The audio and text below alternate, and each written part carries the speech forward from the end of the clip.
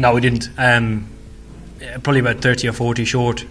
I thought the start we got off to was brilliant. All the feedback was it was a good wicket, and notoriously here it does get a little bit harder, but I don't think it did a great deal get harder. I thought Kuldeep bowled well.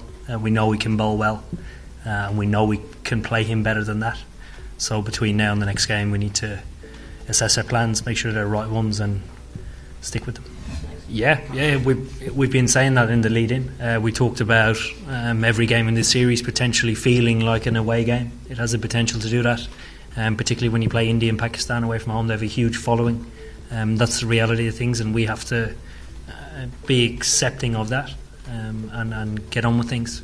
But they're a strong side. They're a strong side.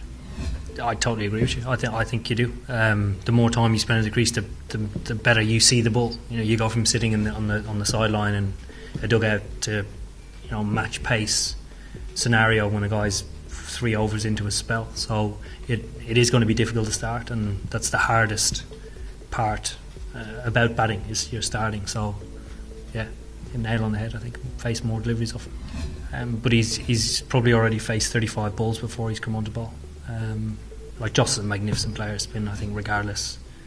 If he has, he still would have played him reasonably well.